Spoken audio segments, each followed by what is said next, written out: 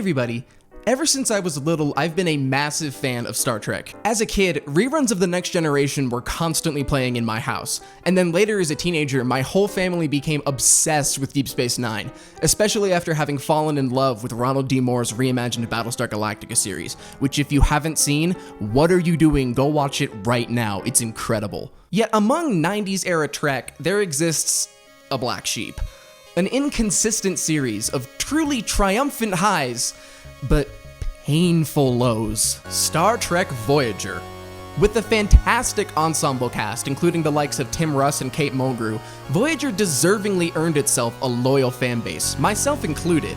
When this series succeeds, it knocks it clear out of the park, with some of the best moments of sci-fi television, period. But when it misses, oh boy, it misses. And in its second season, Voyager aired what I believe to be the worst episode in the franchise's entire run, and yet simultaneously a must-watch masterpiece of so bad it's good content. So without any further ado, let's talk about Season 2, Episode 15, Threshold.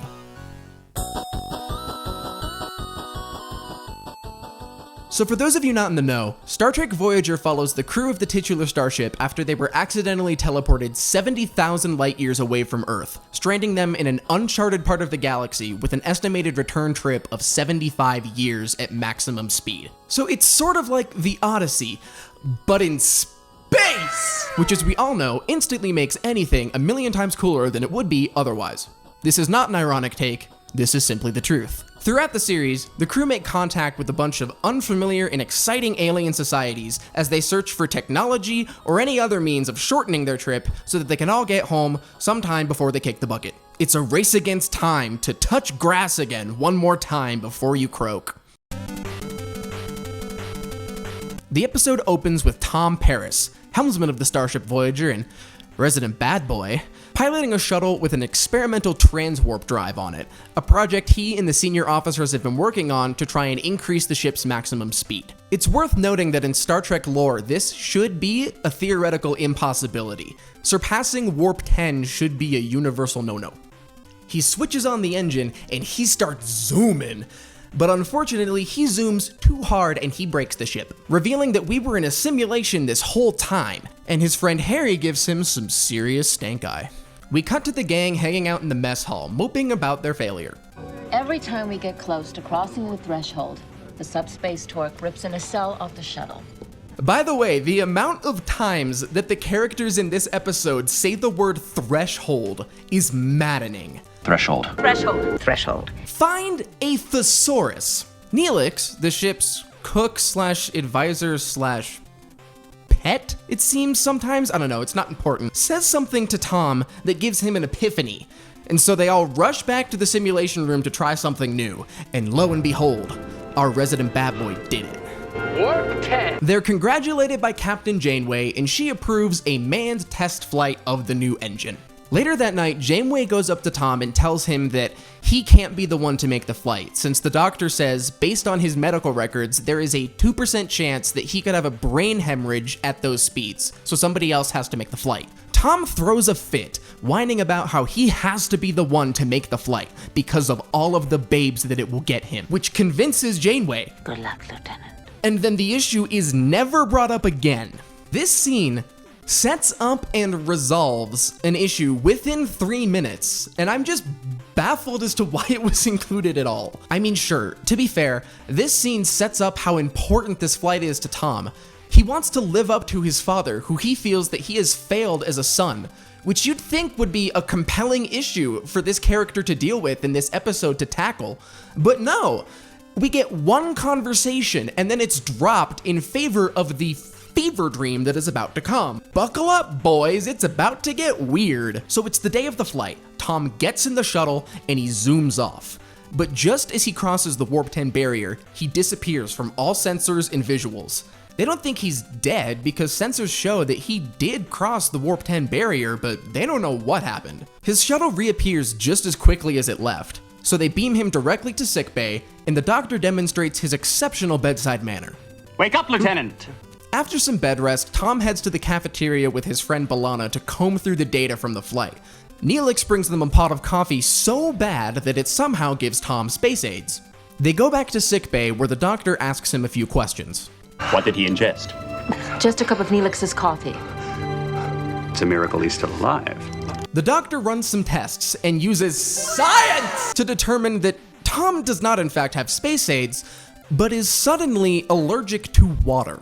Tom then starts gasping for air, prompting the doctor to conclude that he is dying. The following scene is my favorite in the episode, where Tom does the following. Discusses all the total babes that he's sure will be attending his funeral. Big funeral. Lots of pretty girls all crying. Demands pizza from the doctor. Pepperoni! God, I'd love a pepperoni pizza with Bavarian olives right now. I'm starving! And then tries to steal a kiss from Neelix's girlfriend. Kiss me. What? Not you, her. Who, may I add, is canonically 2 years old. It's cool though, her species ages 10 times as fast as humans, so it's only mildly creepy. And then Tom dies. He went out in a blaze of something. In the middle of the night, the doctor goes to check on Tom's corpse for reasons, and discovers, oh he's not dead. And look, he's grown a second heart. In the morning, the doctor explains to Captain Janeway that this is in fact the weirdest he has ever seen, and he has no explanation as to why the ship's helmsman is turning into what I think is a human croissant. Tom pipes up, arguing that this could in fact be the best thing that ever happened to him. And then he throws up a dried apricot or something, and then we cut to commercial. It's never addressed, I don't know. Another day passes, and now Tom looks like the Mucinex man, and he begs the doctor to let him blow himself out the airlock so he can evacuate the ship like a booger that he is out of the Voyager's nose. In order to fix Tom, the doctor uses science to determine that the best way to cure him is to tie him down forcefully and blast him with radiation from the warp core. And then everybody just says, well, okay, let's try it. So they do. They just strap him down and are prepared to just give him cancer. But Tom, who is now in the form of a parched salamander, breaks free from his restraints, and he kidnaps the captain, and he yeets himself off of Voyager in a shuttle. So now the captain and Tom, Salamander Man, are now missing. 3 days pass, and they finally find them. The doctor determines that crossing the Warp 10 barrier somehow caused Tom to begin rapidly evolving into a fish man.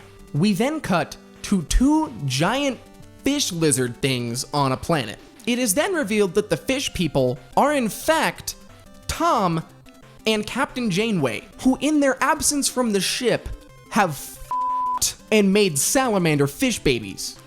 Back on Voyager, the doctor once again uses science to somehow transform the fish Tom and fish Janeway back into normal Tom and normal Janeway. He fixes it. Tom apologizes profusely and says that he doesn't even remember making fish babies with the captain. To which Janeway responds, how do you know that you were the one who made fish babies with me, Lieutenant? What if I was the one who made fish babies with you? You think about that and you never forget it. In the most awkward exchange in Star Trek television history, Tom then states the moral of the episode, which was, very obviously, don't let other people's opinions of you define your self-worth. Obviously. This is certainly one of my favorite episodes to watch, but it gets even better when you know the history behind its production. This episode was written by Michael De Luca, the former president of production at both DreamWorks and New Line Cinema. His career has dealt a lot with horror movies, like the sequels to the Texas Chainsaw Massacre and Nightmare on Elm Street franchises, which sort of explains the weird creature feature vibe of this episode. A self-proclaimed Trekkie, Michael got in contact with executive producers Brandon Braga and Ronald D. Moore, which eventually turned into an opportunity for him to write a script. And this was the result. Just goes to show that maybe you shouldn't always say yes to producing a friend's script. Anyways, that's all from me. Thank you guys so much for watching. There's a lot of trash Star Trek that I could have talked about for this video, so if you want to see more, go ahead and let me know by leaving a thumbs up and letting me know in the comments below. And please, suggest things for me to cover in the future if you can think of something. And if you're into the heavier side of music and you're looking for some new jams, go ahead and check out my band Heliosheath. We're on Spotify, Apple Music, and anywhere else you listen to music. All the links are in the description below. See you later.